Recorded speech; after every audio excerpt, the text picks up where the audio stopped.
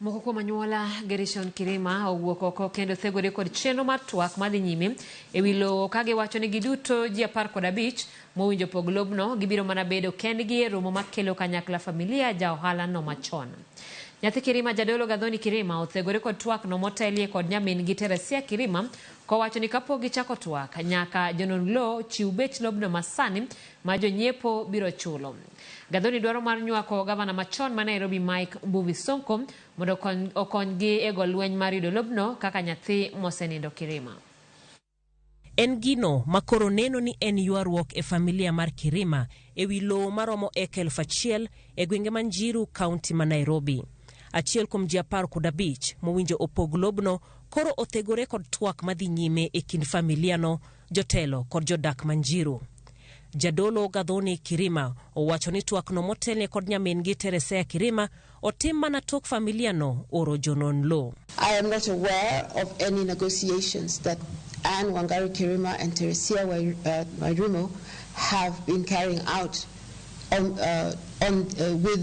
with people who are in Njiru, but I like to clarify that if they are doing so, they are not doing so on behalf of the beneficiaries to whom the land is vested by way of a high court order. Gadhoni wacho ni weg lobno 15 duto biro loso gin owuon tok jonon lo chiwo bech lobno komedo ni gibiro mana use kaluwore koda nengo lo masani. These are people's lives we're talking about, but at the same token, this is our inheritance.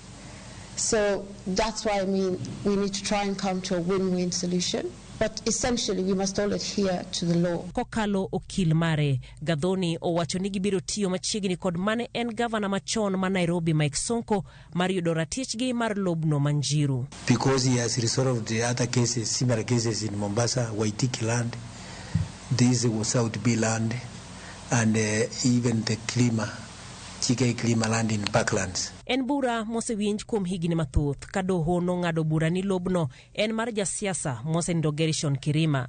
Doho omiyo chik jogo duto modak e lobno mondo owuogi kachop tarik 31 dwe mar 12 higani. Jailieta, Ramogi TV.